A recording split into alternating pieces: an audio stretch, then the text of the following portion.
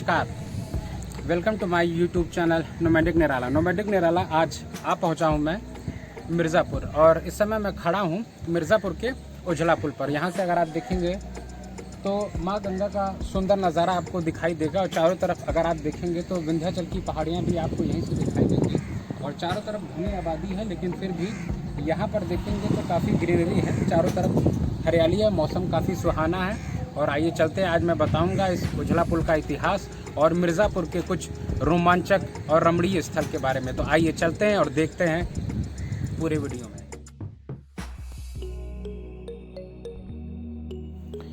उजला पुल मिर्ज़ापुर नगर और विंध्याचल को जोड़ने वाला एक बहुत ही खूबसूरत पुल है, जहां से आज भी हजारों गाड़ियों का आवागमन होता रहता है। इस पुल के निर्माण में बहुत ही रोचक कथा प्रचलित है। यहाँ पर पुराने ज़माने में रुई का व्यापार बहुत ज़्यादा हुआ करता था, तो एक दिन रुई के व्यापारियों की बहुत सारी रुई नदी में बह गई, जिसको लेकर उन्होंने अपने एक दिन की कमाई को एकत्रित किया और उसे महंत श्री परशुराम गिरी को दिया। 1772 में इस पुल का निर्माण उस एक दिन के कमाई को लेकर किया गया।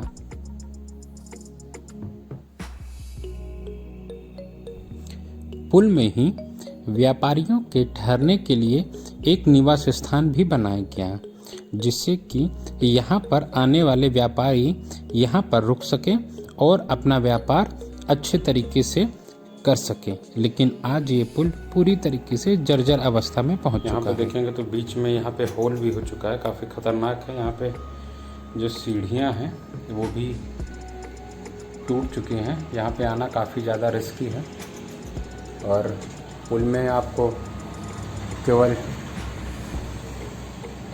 टूटी हुई दीवारें और चमगादड़ों के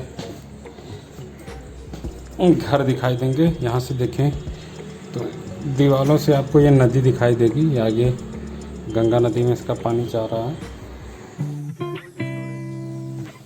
उजला पुल को जब आप पार करते हैं तो बाईं तरफ मुड़कर आप सीधे प्रयागराज हाईवे पर आ जाते हैं। प्रयागराज हाईवे से कुछ ही दूरी पर आपको बाईं तरफ काली खोह का रास्ता मिलता है। काली खोह का रास्ता बहुत ही सुंदर है और दोनों तरफ सड़क के आपको हरे भरे पेड़ दिखाई देते हैं। बरसात के मौसम में यहाँ पर हरियाली का आनंद एक अलग ही छटा बिखेरता है।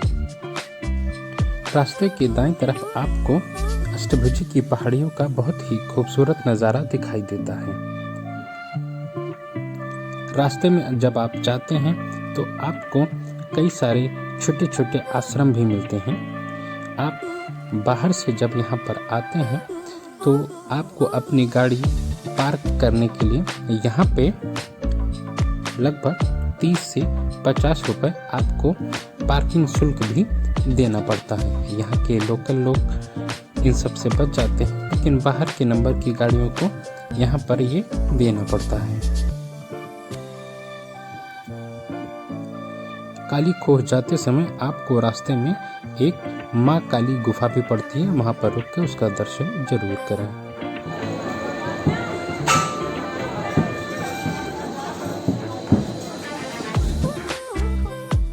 काली खोह रोपवे का किराया प्रति व्यक्ति 40 रुपये है और 1 रुपये में 4 व्यक्ति एक बार में एक साथ बैठ सकते हैं। यहाँ के रोपवे का संचालन उसी कंपनी द्वारा किया जा रहा है जो कि चित्रकूट में रोपवे का संचालन करती है।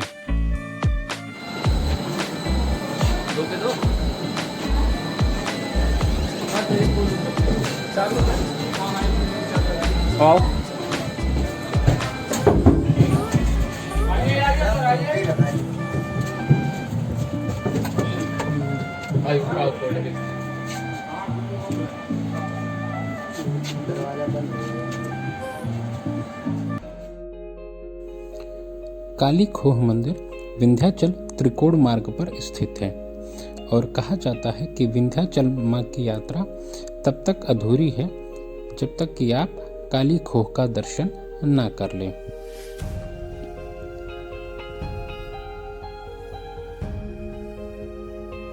संपूर्ण विश्व में माँ काली का ऐसा भव्य स्वरूप आपको कहीं भी देखने को नहीं मिलता जैसा कि यहाँ पर काली खोह में माँ काली का खेचरी मुद्रा में मूर्ति विराजमान है, जिसमें कि उनका मुख आसमान की तरफ खुला हुआ है। कहा जाता है कि रक्त बीज का वध करने के लिए माँ काली ने इस प्रकार की मुद्रा को अपनाया था, जिससे कि रक्त बीज का रक्त धरती पर ना पड़े, और माँ काली ने अपने मुख को ही रण क्षेत्र में बदल दिया था।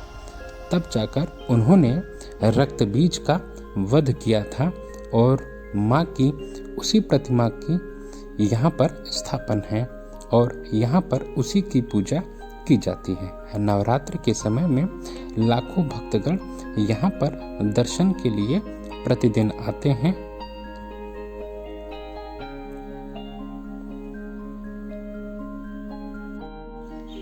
रोपवे के माध्यम से आप इस दूरी को लगभग 5 मिनट में ही कवर कर सकते हैं।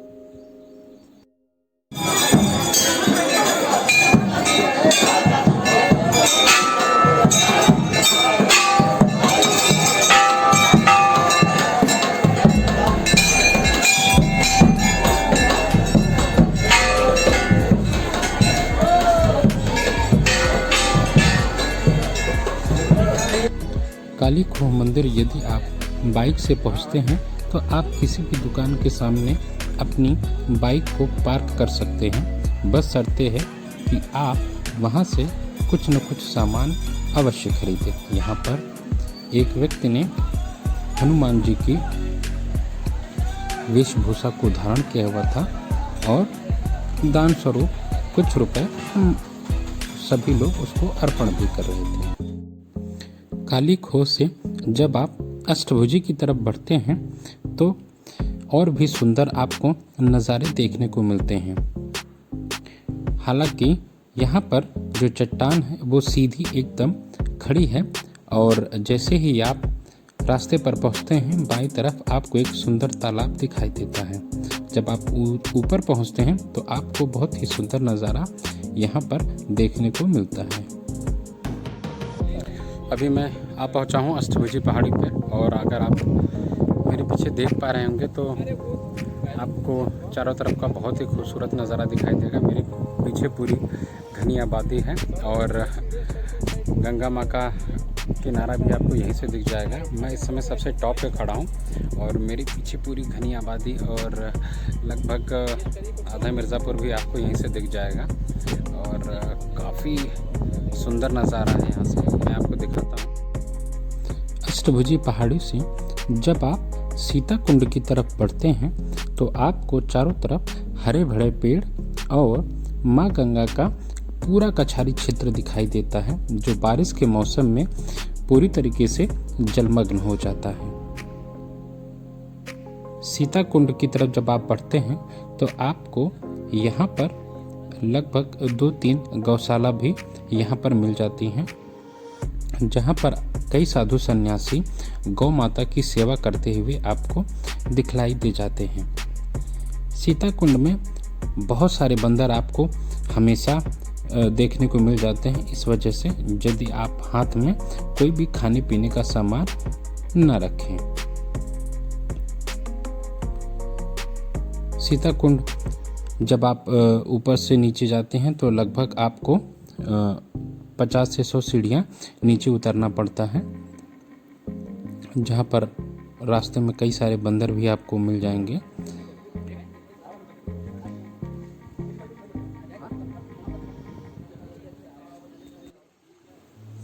यह कुंड निरंतर वर्ष भर चलता ही रहता है और यहाँ से पानी का स्राव होता ही रहता है।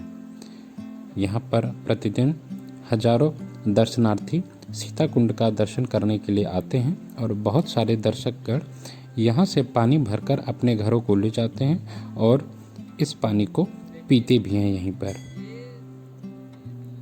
सीता कुंड के बगल में यह स्थान सीता माँ की रसोई कहलाता है। कहा जाता है कि वनवास के दौरान सीता माँ ने यहाँ पर रुककर खाना पकाया था। हालांकि यह स्थान इस समय जीर्ण शीर्ण अवस्था में है। सीता रसोई से जब आप आगे की तरफ बढ़ते हैं तो आपको यहाँ पर एक स्थान पे बहुत सारे वृक्ष दिखाई देते हैं, जहाँ पर लोग अपनी मन्नतों को पूरा करने के लिए उस वृक्ष में चुनरी बांधते हैं। और बहुत सारे यहाँ पर दर्शनार्थी ऐसे आते हैं जो मन्नत पूरी होने पर वो मन्नत का धागा खोल देते हैं। आपको वीडियो में आप आगे देखने को मिलेगा यहाँ पर लोग कितने सारे दर्शनार्थी उन पेड़ों में यहाँ पर मन्नत का धागा बांधते हैं। बहुत सारे लोगों ने मन्नत पूरी करने के लिए पेड़ों में ही चुनरी बांध दी है भाई। ये पूरा जो है एरिया है, सबको मन्नतें पूरी करने के लिए सब लोगों ने यहाँ पर चुनरी बांधी हुई है।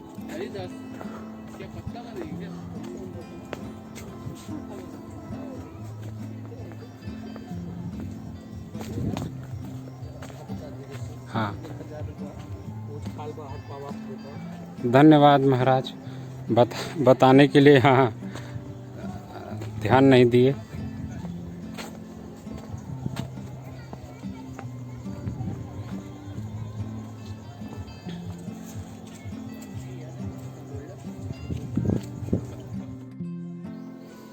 अष्टभुजी रोपवे का किराया प्रति व्यक्ति 50 रुपये है और इसमें भी एक बार में 4 लोग एक साथ बैठ सकते हैं। अष्टभुजी रोपवे काली खोह रोपवे से थोड़ा सा ज़्यादा बड़ा है और यहाँ पर ज़्यादा केबल कार भी यूज़ हुई हैं। अष्टभुजी रोपवे के माध्यम से आप डायरेक्ट अष्टभुजी मंदिर को पहुँच सकते हैं, जिससे आपका त्रिकोण मार्ग पर भ्रमण करते समय काफ़ी समय बच जाता है। आप या तो सीढ़ियों के माध्यम से भी मंदिर पहुंच सकते हैं।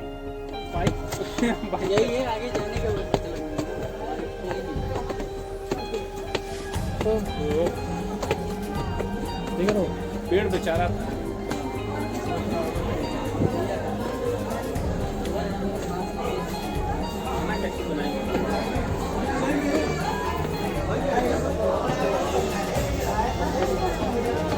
₹1 दे दीजिए माता जी।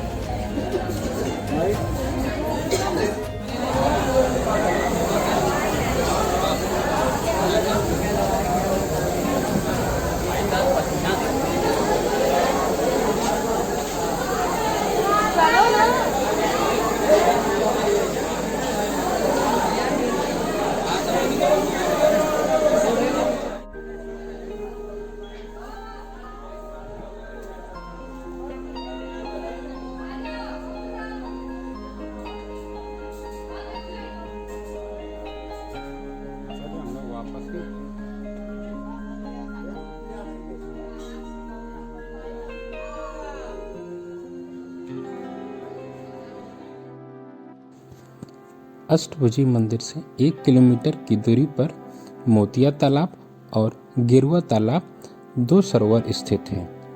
मोतिया तालाब के उत्तरी तट पर मुक्तेश्वरनाथ का शिवलिंग भी स्थापित है। इस सरोवर के बारे में यह मान्यता है कि यदि किसी व्यक्ति को कुत्ता काट लेता है तो इस सरोवर में स्नान करने से ही उसका विष समाप्त हो जाता है। और त्रिकोण मार्ग पर भ्रमण करते समय यह भी कहा जाता है कि इस सरोवर में स्नान करने मात्र से व्यक्ति सभी पापों से मुक्त हो जाता है। जब भी आप मिर्ज़ापुर की यात्रा पर निकलते हैं तो आप इन सभी स्थानों पर भ्रमण करना ना भूलें और मोतिया तालाब में स्नान करना भी ना भूलें। वीडियो देखने के लिए बहुत बहुत धन्यवाद।